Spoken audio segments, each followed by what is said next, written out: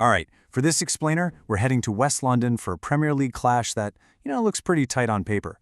But what does the SmartBet AI actually think about Brentford versus Aston Villa? Let's dive in and find out. And this really gets to the heart of it, doesn't it? At first glance, you'd expect a real battle, a match that could go either way. But the source material is pretty clear. The AI model sees a definitive gap between these two teams. So let's just cut right to the chase.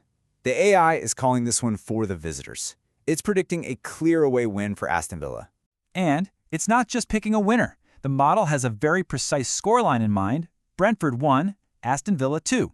Now, the big question is, how did it get there? And that's exactly what we're going to unpack next. Okay, first things first, we are going under the hood. Let's take a look at the data consensus that led the AI to this very specific, very confident prediction. And look, this is the crucial point here. This isn't just a slight preference from one algorithm. The source uses the word landslide for a reason, because the data consensus is absolutely overwhelming.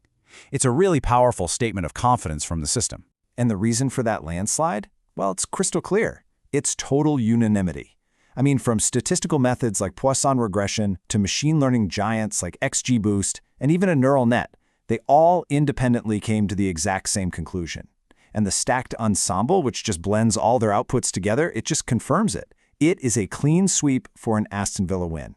You can really see that mathematical edge when you look at the expected goals from the Poisson model.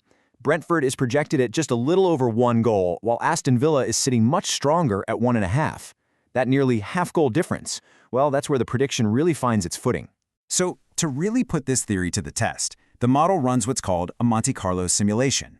I mean, it's essentially playing the match 10,000 times, based on all the data. And after all those simulations, what was the single most common result? Yeah, you guessed it, 1-2 in favor of Villa. Okay, so those are the hard numbers, but what about the qualitative side of things? What are the real-world stories happening on the pitch that actually support all this data? And this is really where the data meets reality. You've got Brentford on one side battling some pretty significant headwinds. We're talking injuries and key absences that weaken their spine. And on the other side, Aston Villa holds a clear edge in squad depth, offensive power, and crucially, the ability to control the game's tempo. And for Brentford, these are not minor issues. Losing Vitaly Janelt means their midfield enforcer is just gone. Missing both Gomes and Pinnock completely guts their defense, and with Yohan Wissa not at 100%, their attack loses a lot of its drive. These are some serious blows. In stark contrast, Villa's advantages are coming from all over. They come into this match in better form, they're more reliable with the ball, and, this is a big one, they've shown much better finishing in those high-pressure moments. And this is all backed up by a superior ELO rating and a higher win probability from the betting markets themselves. So, we've seen the data, we've looked at the on-field context. Now let's put it all together and look at the AI's final verdict and the logic behind it. The AI's logic here follows a really clear 4-step path. Step 1. Expect Brentford to score at home, even with their issues. Step 2. Expect Villa to simply score more. That leads right into Step 3. The data strongly supports both teams to score. And all of that brings us to the final verdict in Step 4, a 1-2 scoreline.